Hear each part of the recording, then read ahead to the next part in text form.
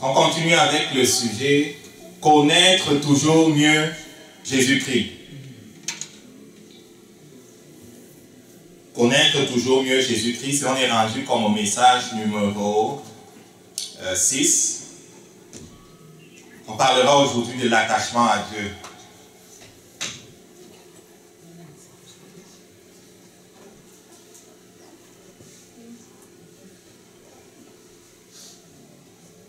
Pourquoi est-ce que c'est important de connaître toujours mieux Jésus? Je commence toujours par là. Quel est l'intérêt même de s'arrêter sur un sujet comme celui-là? Quel est l'intérêt de chercher à le connaître mieux tout le temps? Comme c'est écrit là, c'est parce qu'il est celui qui donne accès à Dieu. Il n'a pas voulu écrire Dieu, j'ai écrit Père. J'ai écrit Père parce que c'est un terme que j'aime beaucoup. J'aurais pu écrire Dieu, mais j'ai écrit Père. C'est plus intime. Il est mon Père.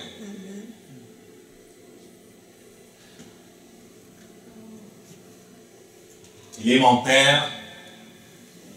Et comme dans le naturel, un père et son fils ont comme le même bagage, comment on dit ça? Au niveau des chromosomes, là, le même... génétique. La même signature presque génétique, c'est comme semblable. Hein? Mon Père qui est dans le ciel et moi, et toi, si tu es né de nouveau, avez la même signature spirituelle, ADN spirituel. Celui qui est né de Dieu dans son esprit est comme Dieu. Et je ne blasphème pas. C'est pour ça que les Juifs voulaient lapider Jésus. Parce qu'ils disaient, toi tu es un simple homme et tu oses appeler Dieu ton Père. Ils comprenaient la gravité d'une telle déclaration. Quand tu dis que Dieu est ton Père, pour celui qui comprend, tu es en train de dire que Dieu et toi avaient comme le même ADN. Comme Dieu est esprit, on parle d'ADN spirituel. Tu es en train de dire que la nature de Dieu et ta nature, c'est la même chose. Et on ne blasphème pas, c'est la vérité. Est-ce que tu comprends ça? Oui.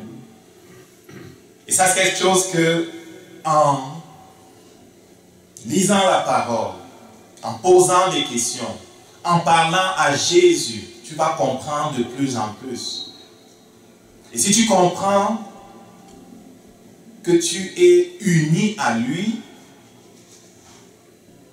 et que tu comprends pourquoi il t'a créé, tu vas être capable de vivre dans ce monde comme tu dois vivre. Pas comme un esclave.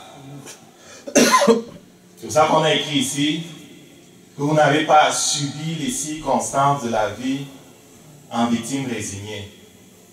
C'est les esclaves qui se résignent. C'est les perdants qui se résignent. Mon père n'est pas un perdant, je ne suis pas un perdant. Amen. Amen. J'espère que tu n'es pas arrivé dans cette place-là où tu te regardes comme un perdant.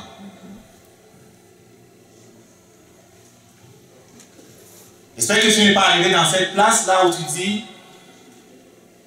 mon père a toujours été comme ça, ma famille a toujours été comme ça, on est comme pogné avec ça, on sera toujours ou pauvre, ou les derniers, ou les ouvriers, ou les esclaves, ou... Est-ce qu'on comprend ça? Parce qu'on est pogné avec. Ça, c'est des esclaves. Si tu es uni à Dieu, tout ce qui est en Dieu est en toi. Amen. Amen.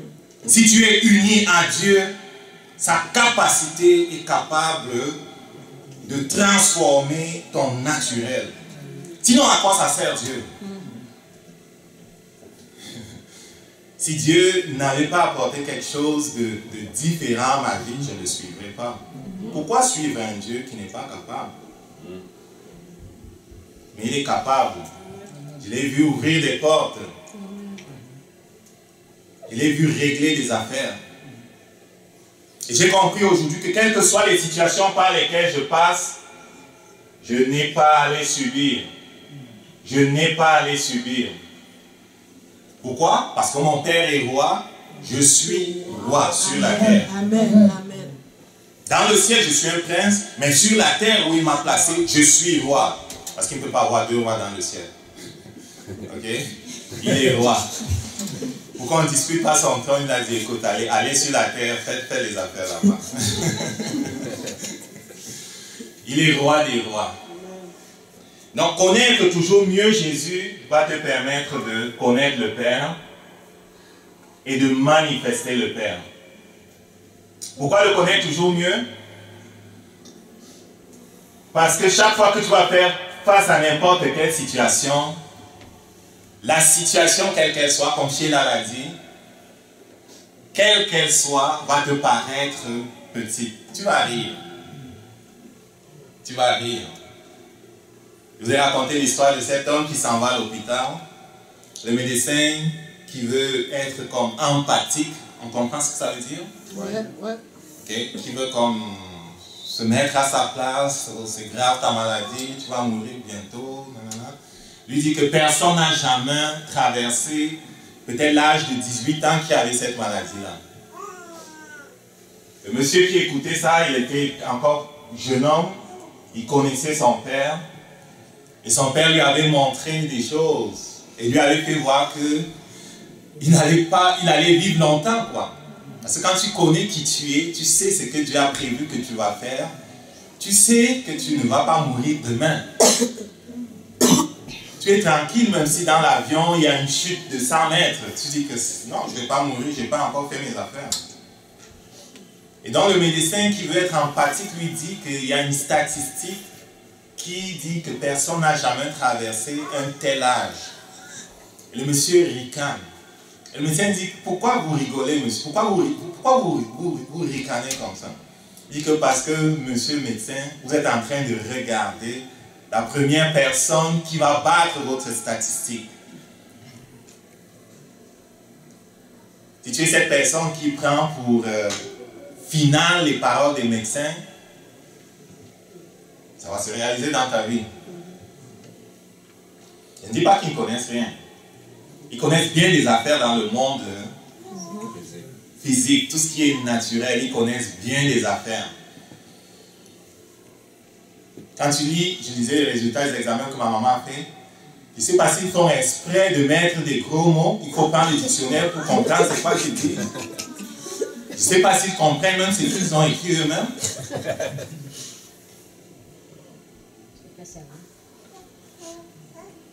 Il faut tout le temps que tu dis, écoute, c'est quoi que tu veux dire finalement? En deux mots, c'est quoi ton affaire? Parce que c'est compliqué. C'est compliqué.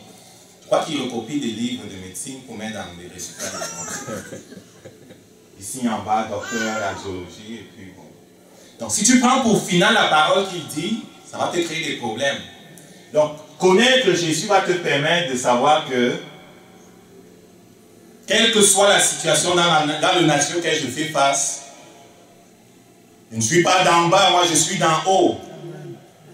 Répète après moi, je suis d'en haut. Je suis d'en haut. Vraiment, je veux que ça rentre dans ton cœur que tu es d'en haut. Amen. Je suis d'en haut. Je suis d'en haut. Pourquoi tu es d'en haut? Parce que ton Père est d'en haut, mon ami. Amen. Amen. Il veut vous faire croire que vous êtes comme des chiens, des chats, qu'il n'y a rien. Et pendant que je préparais ce message, je lisais, il parle d'humanisme. Et ces gens qui parlent d'humanisme disent que l'une des trucs, des vérités fondamentales de l'humanisme, par exemple, c'est le naturalisme. Et ça, c'est sur Fondation Humaniste du Québec, là. Et le monsieur dit l'humanisme moderne, une définition, nanana. Il parle du naturalisme. Quelle est donc cette grande idée? Quelle était la source de son énergie à survivre? Ce n'était rien de moins que la prémisse définissant l'existant et la place de l'humanité à l'intérieur de son existence. Elle affirme que les humains sont une partie intégrale de la matière de l'univers, pas moins naturelle que toutes les autres parties. Cela implique qu'aucun composant spirituel mystérieux n'a été injecté à aucun moment durant le processus de son émergence. Et nous n'avons aucun accès mystérieux à une conscience au-delà de celle créée par accumulation de notre commune expérience de la nature. Cela implique que les actions et les relations humaines sont sujettes à la loi des causes et effets comme celle de n'importe quelle autre entité. Et puis plus loin, il dit, cette prémisse a été appelée par différents noms à différentes étapes de notre histoire, nomisme, pour la distinguer des diverses versions de dualisme établi, corps, esprit, ciel, enfer, matérialisme, pour la distinguer de la croyance en un esprit ou en une conscience transcendantale, ou naturalisme, par opposition à surnaturalisme. Qu'est-ce que ces bonhommes sont en train de dire? Ces bonhommes sont en train de dire, plus loin là ils s'appelaient non-croyants et penseurs libres, libres penseurs, ils sont en train de dire que toi tu n'as pas d'esprit, tu es de la matière simplement. Tu n'as pas d'esprit, tu n'as rien en toi de spirituel, de divin. Ils vont être surpris. Ils vont être surpris. Écoutez une madame qui un jour se définissait comme, comment ils appellent ça, elle était en Europe, savante, vraiment savante. Je ne sais plus quelle académie. Savante. 86 ans ou combien on l'interviewait. Elle disait que moi je suis épicurienne, je ne crois pas en Dieu, après la mort il n'y a rien. Il disait, oh madame, vous allez être surpris. Ce que vous appelez mort là, ce n'est que la mort de l'attente. Ce n'est que la mort de l'habitation dans laquelle vous êtes, madame. Vous allez être surpris. Parce que quand elle va quitter son lit, quitter son corps, elle va descendre. Elle va descendre. Je plains cette madame, elle va descendre. Elle va descendre dans ce que la Bible appelle l'abîme. Elle va descendre dans ce lieu de ténèbres, d'angoisse, où il n'y a pas de possibilité de sortir. Les gens sont descendus là, quelques-uns, Dieu est allé les faire ressortir pour amener dans leur corps. Mais ne joue pas avec ça là. Ne descends pas. Ne descends pas parce que tu ne remonteras pas. Ok? Il y a un esprit. Tu es un esprit, mon ami. Tu as un corps, tu vis dans... Tu es un esprit, tu as une âme, tu vis dans un corps. Et tous ces savants, libres penseurs là, qui continuent de penser. Donc, quelle que soit la situation face à laquelle tu vas te trouver, même un médecin avec ses gros mots, il ne va pas t'impressionner.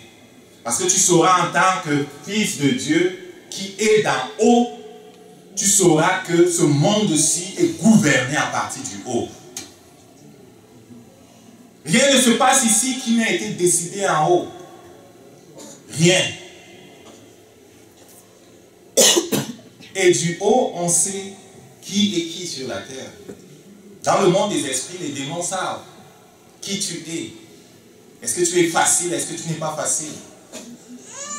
Est-ce que tu es des ténèbres? Est-ce que tu es de la lumière? Ils savent.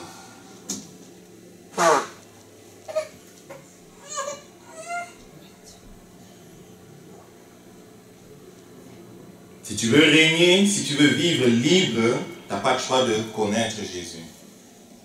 On avait parlé de la foi, la prochaine slide. On avait parlé de la foi justement qui nous permet de mieux connaître Jésus.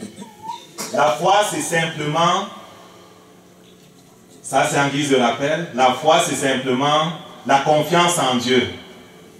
C'est la ferme assurance que ce que Dieu, les choses sont telles que Dieu dit. C'est ça la foi. Dieu a dit comme ça, c'est ça que je crois. C'est vivre à partir d'en haut.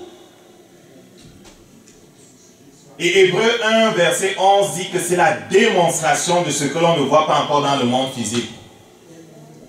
Ce n'est pas encore manifesté sur la terre, toi tu le vois déjà. Et pour ça tu peux ricaner quand Satan vient te raconter que tu vas perdre. Parce que tu le vois déjà. Tu vois la chose avant que ça n'arrive.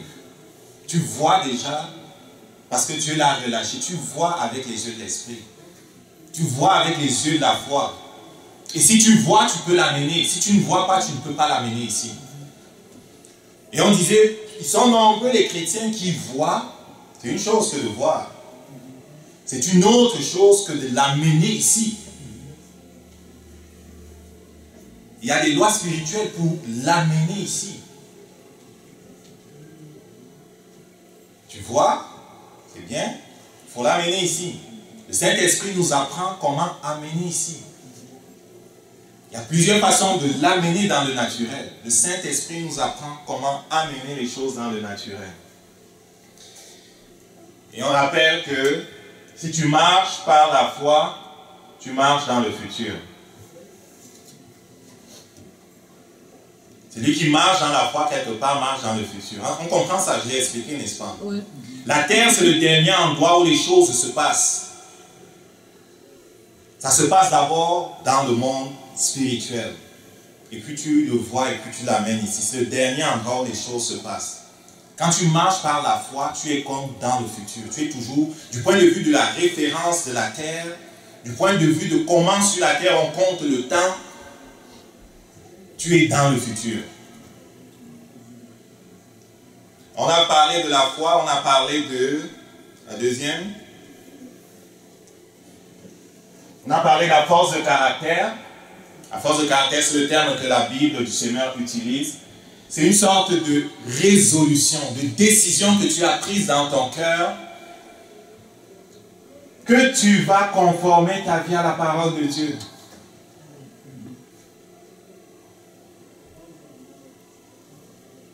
Il va avoir les baptêmes. Le baptême, ça veut dire que je suis mort. Et maintenant, je vis en Jésus. Paul disait, j'ai été crucifié avec lui. Si je vis, ce n'est plus moi qui vis, c'est Christ qui vit en moi. C'est ça le baptême. Donc la personne avant qui servait le diable, qui était esclave du diable, Dieu comme crucifie cette personne avec Jésus-Christ. Et après, il te recrée en Jésus-Christ. Tu deviens enfant de Dieu. Il te recrée littéralement en Jésus. C'est ce qui se passe. C'est bon? Donc, la force de caractère, c'est que tu as décidé, parce que tu es une nouvelle création, de te conformer à la parole de Dieu. Si tu ne prends pas cette décision-là, ça ne va pas arriver. Si tu ne prends pas cette décision-là, dès qu'il y aura l'épreuve, comme dans le cas de Sheila ou je ne sais plus qui, quand il y aura une épreuve, tu vas débarquer. Et quand elle n'était pas chrétienne, elle n'avait pas de problème. Il y en a beaucoup qui n'ont pas de problème. Mais dès qu'ils veulent suivre Jésus, on appointe des démons pour créer des problèmes avec tes finances, avec tes enfants. C'est la réalité. On met de la pression sur toi pour que tu débarques. Quand elle n'était pas chrétienne, pas de problème. Laissez-la tranquille. Elle nous appartient. De toute façon, elle est des ténèbres. Dès que tu choisis la lumière, ils vont intensifier la pression sur toi pour te faire débarquer. C'est important donc d'être résolu et de ne pas avoir de plan de retraite. Je n'ai pas de plan de retraite, moi, là. Jamais je peux faire demi-tour. Et chaque fois qu'il me montre quelque chose et que je le saisis, je n'ai pas de plan de retraite. C'est comme ça que tu dois fonctionner. Je n'ai pas prévu de retourner en arrière. Je n'ai pas prévu de retourner à mes vomis. Comment je pourrais? J'ai vu la gloire de Dieu. J'ai vu la gloire de Dieu. La troisième, c'était La connaissance. Et la connaissance, on l'a définie comme les choses de Dieu qu'il a choisi de rendre disponibles aux hommes. Il y a des choses qui sont en Dieu. Il y a des vérités qui sont en Dieu, sur le monde spirituel, sur lui-même, sur notre monde. Et ces vérités qui étaient cachées, Dieu les rend disponibles. S'il ne les rend pas disponibles, on a beau chercher, on ne va rien trouver. Même toutes ces lois physiques que les gens découvrent et font patenter des... Comment on dit ça? Des brevets, toutes ces choses-là, c'est parce que Dieu a permis qu'ils les découvrent. Si Dieu n'avait pas relâché ces choses-là, il ne les comprendrait pas.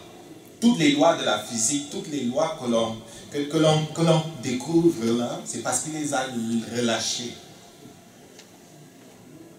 Et Deutéronome 29, verset 28 ou 29 dans certaines versions dit, les choses cachées sont à Dieu, les choses révélées sont à nous. C'est à nous. 1 Corinthiens 2, ok? Ça, ce sont des livres de la Bible pour ceux que c'est peut-être nouveau là. Il y a dans la Bible un certain nombre de livres, je crois, dans l'Ancien Testament, dans le Nouveau Testament.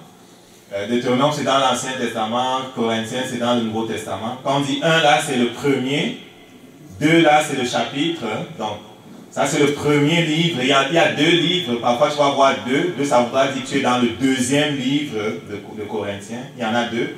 Donc, ça, c'est le premier. Et ça, c'est le chapitre. Au chapitre 2, le verset 7. Okay?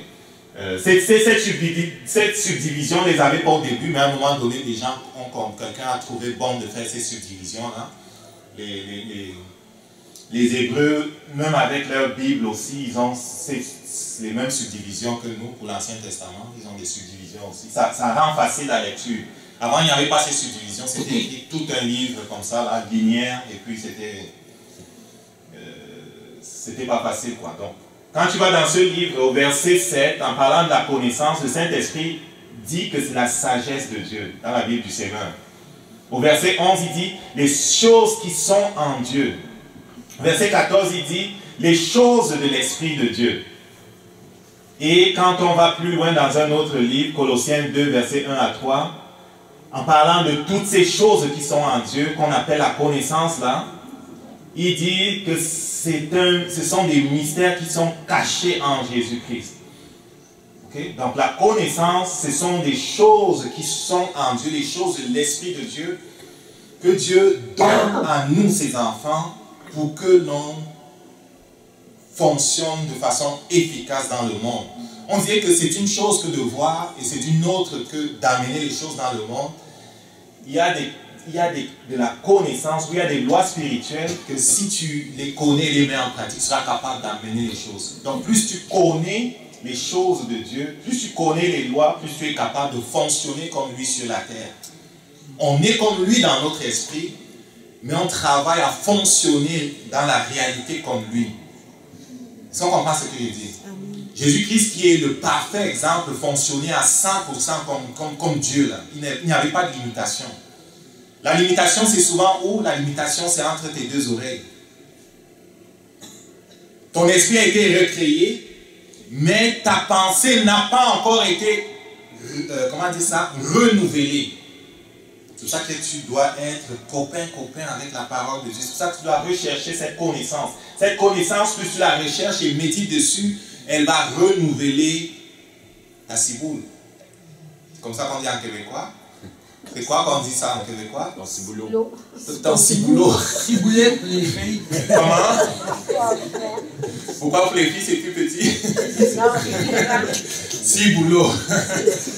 Ah, ok, je ne suis pas maso. C'est juste une parenthèse de blague. Là, okay? Donc, plus tu vas rechercher cette connaissance-là, plus tu vas être copain avec l'esprit, avec grand E là, c'est une personne. Ok, tu auras l'occasion de voir, c'est une personne.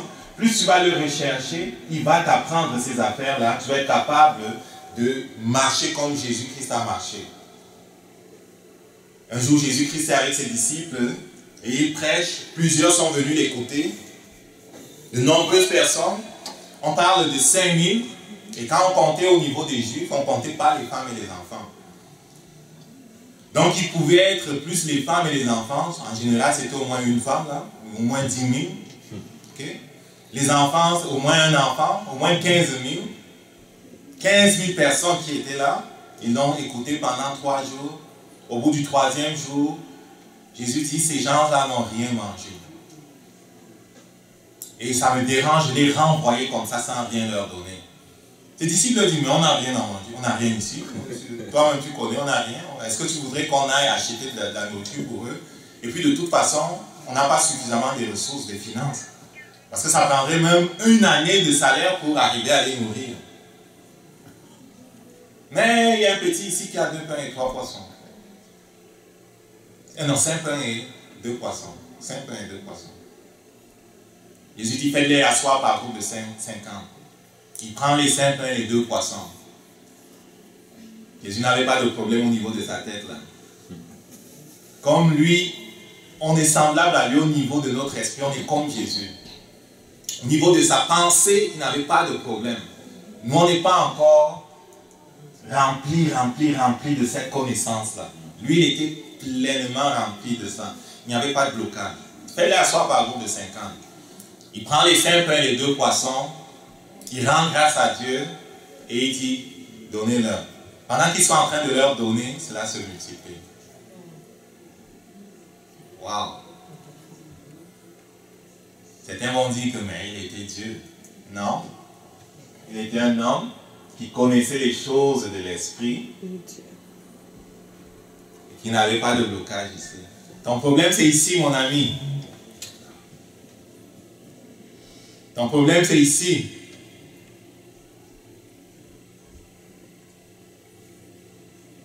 Et ton problème aussi c'est ici. Ton cœur.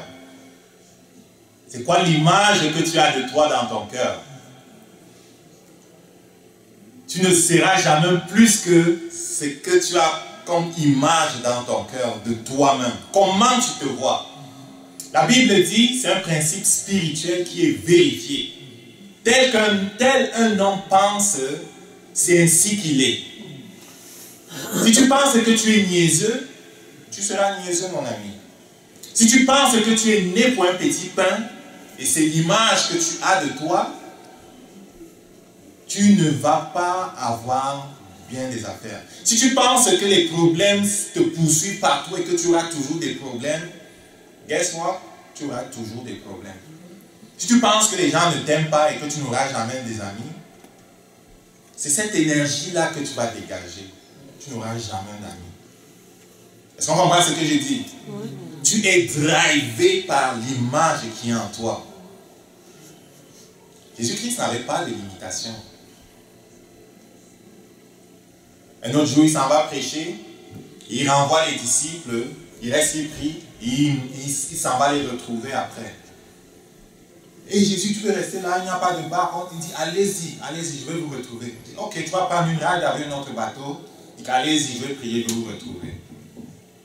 Ils s'en vont dans la mer. Et à un moment donné, dans la nuit, il voit quelqu'un qui vient marchant sur l'eau.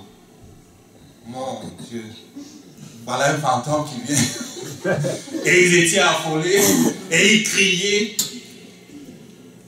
Il dit, non, n'ayez pas peur, c'est moi. Mon Dieu, c'est qui qu'on a choisi de suivre comme ça? Il nous fait peur. Il marche sur l'eau. Si tu marches avec quelqu'un et qu'un jour il marche sur l'eau, tu vas avoir peur, mon ami. Tu vas avoir peur. Il marche sur l'eau. Il dit, non, c'est moi. Pierre dit, si c'est toi, ordonne que je vienne. Il dit, viens. Les autres disent, hé, Pierre, tu es fou, ne sors pas de là-bas. Pierre n'écoute pas, il sort. Il marche sur l'eau. Il n'avait pas de blocage ici. Il connaissait des choses qu'on ne connaît pas, les amis. Il connaissait des choses qu'on ne connaît pas. Dans mon pays, j'ai entendu le témoignage des gens qui étaient envoyés en mission quelque part par le Saint-Esprit. Et dans le nord de mon pays, il y a parfois des grosses pluies qui tombent et qui font que, ils appellent ça des marigots, mais c'est des fleuves. Les fleuves montent tellement que le pont, tu ne peux plus le traverser. Ils ont marché sur l'eau. Ok? Il n'avait pas de blocage, Jésus. Notre problème, c'est qu'on a des blocages. Amen. Je t'encourage à rechercher la connaissance et après à demander au Saint-Esprit de te donner l'expérience de ce que tu vois là. Et tu vas tranquillement transformer l'image que tu as de toi. Si ton image est une image de perdant, tu ne vas pas gagner, mon ami. Amen. Amen. Répète après moi. Père, je te rends grâce. Père, je te rends grâce pour Jésus-Christ. Pour Jésus-Christ. Qui a remporté la victoire pour moi. Qui a remporté la victoire pour moi. Avec lui, je règne. Avec lui, je règne. Je ne suis pas un perdant. Je ne suis pas un perdant. Avec lui, je règne. Avec lui, je règne. Je n'accepte aucune limitation. Je n'accepte aucune limitation. Je n'accepte aucune imitation. Je n'accepte aucune imitation. Je veux la vraie affaire. Je veux la vraie affaire. Père, je te promets. Père, je te promets, avec ton esprit, de changer l'image que j'ai de moi-même. De changer l'image que j'ai de moi-même. Je détruis l'image qui me limite en moi. Je détruis l'image qui me limite au en moi. nom de Jésus. Au nom de Jésus. Je brise cette image-là. Je brise cette image. Au nom de Jésus. Au nom de Jésus. Mon passé ne me limite pas. Mon passé ne me limite pas. La vie de mes parents ne me limite pas. La vie de mes parents ne me limite pas. Aucune parole négative de qui que ce soit ne me limite. Aucune parole négative de qui que ce soit ne me limite. Père, je veux être qui tu veux que je sois. Père, je veux être qui tu veux que je sois. J'ai résolu dans mon cœur. J'ai résolu dans mon cœur de te suivre. De te suivre. Et de manifester sur cette terre. Et de manifester sur cette terre. Ta vie. Ta vie. Ta puissance. Ta puissance. Je choisis. Je choisis. De vivre libre. De vivre libre. Pour toi. Pour toi. Amen. Amen. C'est bien important, mon ami, l'image qui est dans ton cœur. La connaissance qui vient de lui va t'aider à changer ça. La prochaine slide. Hier, on a parlé de la maîtrise de soi. La maîtrise de soi, c'est tellement important.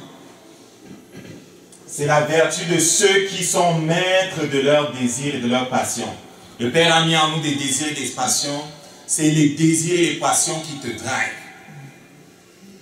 Tous les gens qui ont fait des grandes choses dans le monde, les Emerson, tous ces grands explorateurs-là, David Livingstone, tous ces autres, les explorateurs, ils étaient drivés par la passion de découvrir, la passion de faire des choses.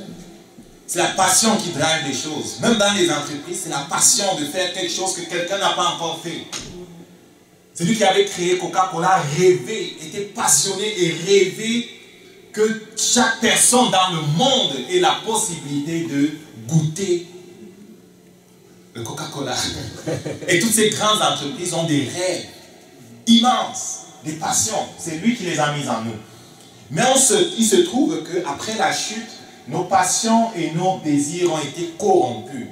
Et si tes passions et tes désirs sont pour te détruire, ce n'est pas bon.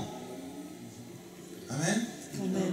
Tes passions et tes désirs doivent être pour faire des choses excellentes, des choses bénéfiques pour toi, pour le monde, pour les gens.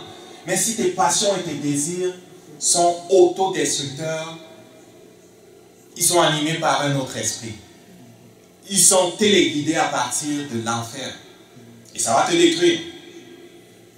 J'espère qu'on a compris depuis toujours qu'il veut nous détruire. Ce n'est pas une vue de l'esprit là. Il veut te détruire. S'il a la possibilité de le faire, il va te détruire. Depuis le jour où tu es né, quand il a vu ton étoile, il a décidé de te détruire. Et souvent, il a écouté des témoignages. Et ces esprits-là, quand ils parlent, ils disent qu'on avait vu son étoile. Ça brillait tellement. Et on ne voulait pas qu'elle vienne. Dès le ventre, ils attaquaient l'enfant pour le détruire. Parce qu'il dit, Dieu veut faire quelque chose avec quelqu'un, on va chercher cette personne pour la détruire.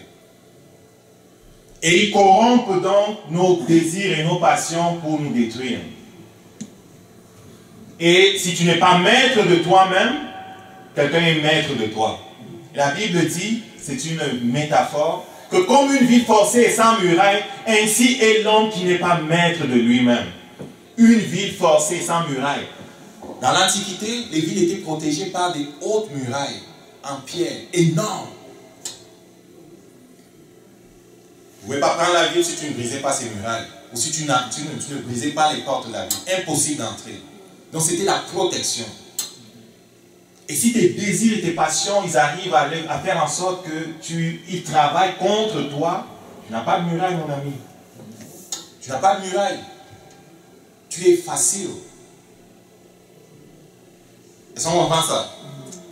Tu vas vivre l'enfer sur la terre.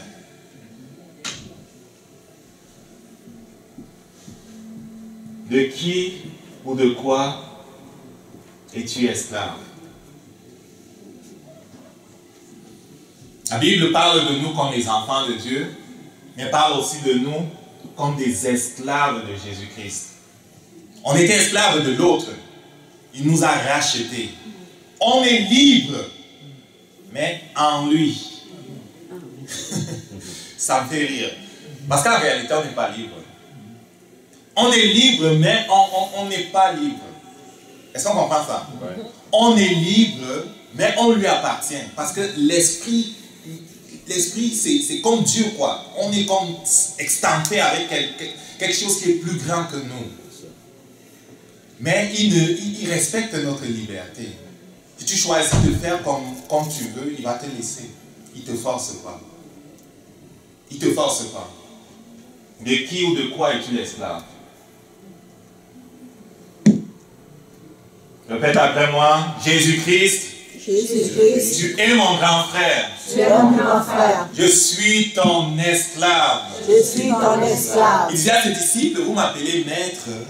C'est vrai que je suis maître. Parce que dans ce temps-là, Jésus-Christ est un rabbin. Et ils avaient des disciples. Les disciples appelaient leur, un peu comme dans l'Antiquité, Platon aussi avait des disciples. Les disciples appelaient toujours celui qui les enseignait maître.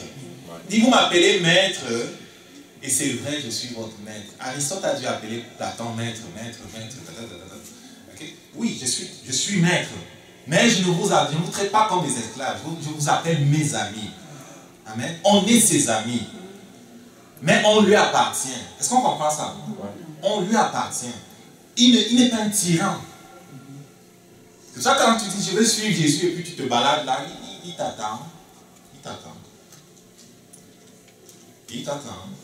Parfois tu t'en vas dans la cour de l'ennemi, tu te fais gosser dessus là. Il t'attend que tu reviennes. Pense ses blessures. Il ne t'acharne pas. Il te montre les choses. C'est pour ton intérêt. Amen. On n'est pas des personnes avilies, écrasées, mais quand il dit qu'on est ses esclaves, c'est pour qu'on comprenne qu'on lui appartient. Parce qu'il n'y a que deux choix. Soit tu lui appartiens, soit tu appartiens à l'autre. C'est facile de choisir. Ceux qui s'appellent penseurs libres, là, c'est une pensée de l'esprit. Ils rêvent. Ils ne sont pas libres. Dans cet univers-ci, libre, non. Ou tu es esclave de Jésus, ou tu es esclave de l'autre. Choisis. C'est facile. Affiche la prochaine slide. Si tu as besoin d'aide, parfois quand on fait donner beaucoup à des affaires, on a vraiment besoin de l'aide de l'autre dans la prière pour briser, comment dire ça? Les chaînes de Satan. L'Ancien Testament le définit comme quelqu'un qui ne lâche pas facilement ses prisonniers. Si tu as besoin de cette aide-là, approche-toi de tes frères et tes sœurs, ils vont prier avec toi. Approche-toi de nous, on va prier avec toi. L'endurance dans l'épreuve, c'est très caractéristique d'un homme qui ne dévie pas de son but délibéré et de sa loyauté à la foi, à la piété, malgré les plus grandes épreuves. La Bible parle de l'épreuve comme étant quelque chose de normal en passant. C'est normal que tu aies des épreuves. C'est normal. Parce qu'on est dans le monde, mon ami. C'est la guerre. Il ne va pas laisser les choses faciles. Mais on a la victoire. Parce qu'on est d'en haut. Tu es assis dans les lieux célestes. C'est quelque chose qu'il faut que tu comprennes. C'est d'en haut que tu parles à Satan. C'est d'en haut que tu parles aux situations. Si tu le comprends, tu vas le remettre à sa place tout le temps. Pourquoi le Père permet qu'on passe par des épreuves? parce que cela permet à notre foi de se développer. Si tu n'as pas d'épreuve, tu n'auras pas une foi qui est forte. Et c'est par mesure qu'il permet que ça nous arrive. Et chaque fois qu'il y a une épreuve, on a déjà dans nos mains l'outil pour vaincre. Est-ce qu'on comprend ça? Amen. Donc, ne soyez jamais désemparés, quel que soit ce qui arrive. Parce que quand tu paniques, tu ne peux même plus penser droitement. Ne panique pas. Ton Père connaît toutes choses. Le Saint-Esprit connaît toutes choses. Avant que ça n'arrive, il connaît. Père, je te rends grâce. C'est comme ça que tu fais tout le temps. Parce que cette situation, tu la connaissais déjà. Il vient en dehors du temps. Hein. Nous, on est lundi là. Vous voyez mardi, mercredi, jeudi. Ça, c'est vos affaires ici sur la terre. Dans le ciel, il n'y a pas de mardi, mercredi. Il est en dehors de nos galaxies. Lundi, mardi, mercredi, vos affaires, c'est dans cette galaxie ici là. On compte ça avec le soleil et la lune. C'est dans cette galaxie, il n'a pas ça. Il vit dans la gloire, il n'y a pas de temps là-bas. Donc il voit ton lundi, mardi, il voit ça en même temps. Il dit même avant de fonder le monde, il te voyait. Réfléchis mon ami. Avant de créer le monde, il te voyait.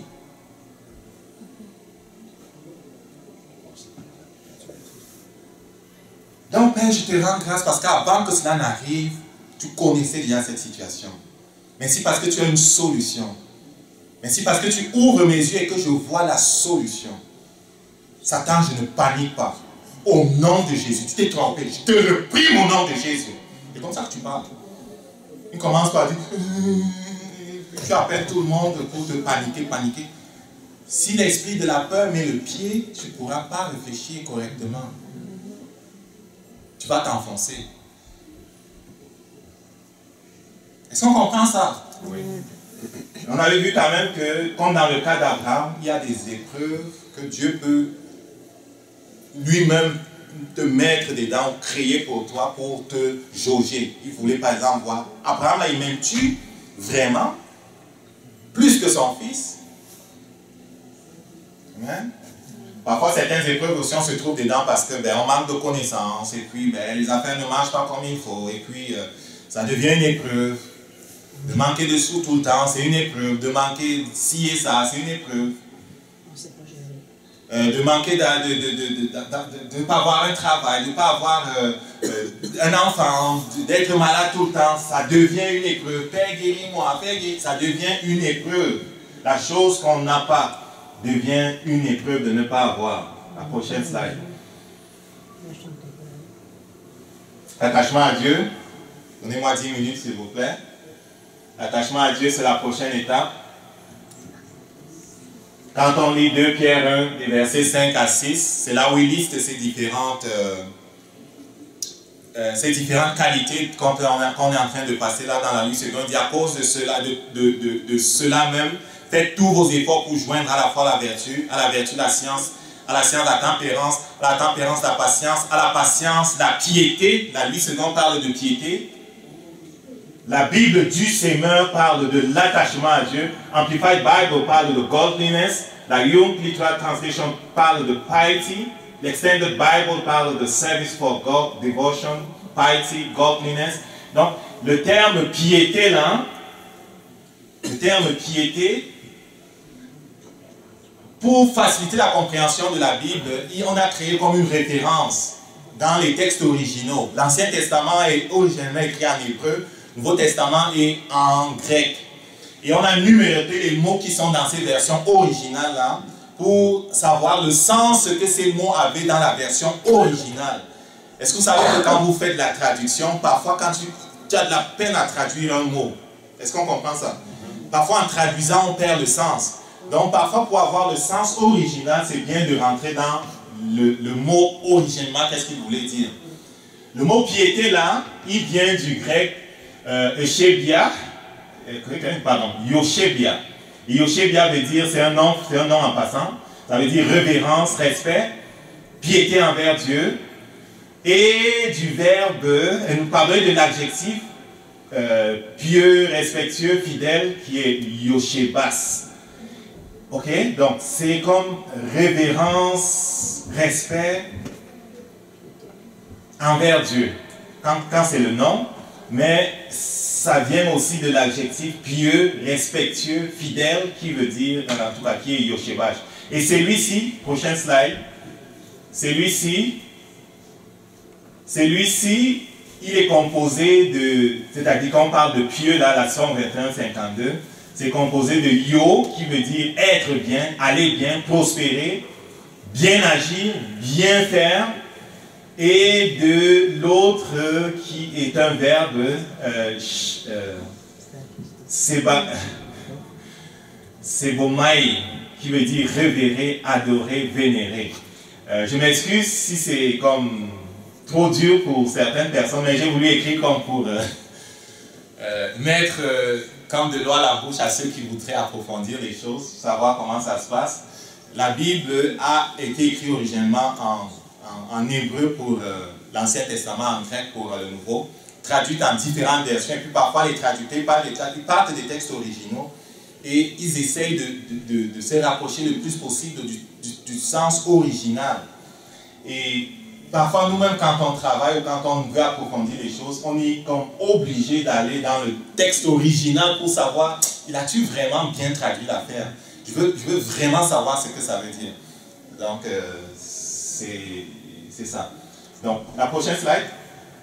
Donc, sur la base des deux dernières slides là, l'attachement à Dieu, selon le terme utilisé par la Bible du Seigneur, suppose le fait de bien agir, de bien faire, dans le but de révérer, d'adorer, de vénérer Dieu. Donc, tu veux bien agir, tu veux bien faire, dans le but de révérer Dieu, dans le but d'adorer Dieu. Ce n'est pas juste bien pour bien faire. Ok? Et en ce qui concerne la notion de bien, les penseurs et les philosophes ont beaucoup écrit dessus, Le bien, le mal, ce qui est bon, ainsi de suite. Ils ont beaucoup écrit là-dessus. Le bien ici est par référence aux valeurs de Dieu. Et bien ce que Dieu dit que c'est bien. Les penseurs libres nous diront que non, on ne veut pas entendre parler de Dieu. Mais pour nous, enfants de Dieu, est bien ce que Dieu dit que c'est bien. C'est par rapport à ses valeurs. Est-ce qu'on comprend ça? C'est pour ça que bien agir, bien faire, c'est dans le but de révérer Dieu. Ce n'est pas en l'air là, c'est qu'on a un cadre de référence qui est Dieu lui-même. Donc quelqu'un qui dit qu'il est attaché à Dieu est quelqu'un qui cherche à lui plaire en quelque sorte. Tu veux que tes actes et tes paroles lui plaisent. Prochain slide, pardon, s'il y en a. Il n'y en a plus. Donc, tu veux que tes paroles et tes actes lui plaisent. Et Jésus-Christ, ou plutôt le Saint-Esprit, a dit dans Colossiens 3, verset 17, « Dans tout ce que vous pouvez dire ou faire, agissez au nom du Seigneur Jésus. » C'est-à-dire, quel que soit ce que tu dis, quel que soit ce que tu fais, fais-le au nom de Jésus. Est-ce que quand tu agis, tu peux dire « J'agis au nom de Jésus » ? Elle a parlé de l'histoire avec son frère. Est-ce qu'elle pouvait dire que je veux aider mon frère à faire un deuxième cours d'assurance et je suis en train d'aider Jésus? Est-ce que je suis en train d'agir au nom de Jésus? Est-ce qu'elle pouvait dire ça? Impossible. Donc quand tu n'es pas capable de dire que je suis en train d'agir au nom de Jésus, quand tu n'es pas capable de dire que je suis en train d'honorer Jésus, de vénérer Dieu par mon acte, laisse faire mon ami, ne fais pas ça. 2 Corinthiens 5, verset 14 à 15 dit, « En effet, l'amour de Christ nous étreint, car nous avons acquis la certitude qu'un seul homme est mort pour tous, donc tous sont morts en lui. Et il est mort pour tous, afin que ceux qui vivent ne vivent plus pour eux-mêmes, mais pour celui qui est mort à leur place et ressuscité pour eux. » Est-ce qu'on comprend ça? Donc, l'attachement à Dieu, c'est si tu dis que tu es attaché à Dieu ou tu veux t'attacher de plus en plus à Dieu, il faut que tu fasses des efforts pour que ta pensée, tes paroles, tes actions le révèrent. Ça, c'est comme respecter, le respecte, l'adore, le vénère. Tu n'es pas capable de dire que ce que je veux faire là, Jésus va être glorifié. Ne le fais pas. L'attachement à Dieu, comment tu le développes, c'est très proche de l'intimité.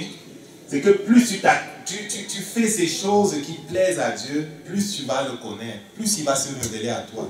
Plus tu fais ces choses qui lui plaisent et qui l'honorent et qui le révèrent, plus il va pouvoir t'utiliser. Jésus-Christ marchait dans la soumission à Dieu. Il disait, ma nourriture, c'est faire la volonté de Dieu. Ma nourriture, c'est de faire la volonté de Dieu. Jean 4, verset 34, si je m'abuse. Et c'est comme ça que doit être ton mindset. Je vis pour lui. Pourquoi? Parce qu'il veut prendre la terre, mon ami. Il veut t'utiliser pour apporter la vie. Dans ta famille, il veut que tu apportes la vie. Auprès de tes amis, il veut que tu apportes la vie. Il y a beaucoup qui sont résignés. Il y a beaucoup qui sont résignés aux circonstances dans lesquelles ils se trouvent.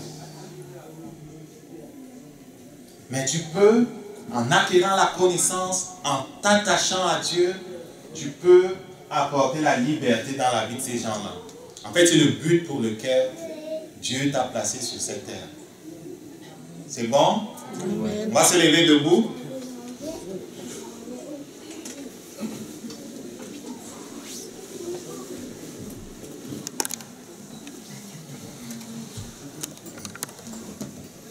N'aie pas peur de t'approcher de Dieu.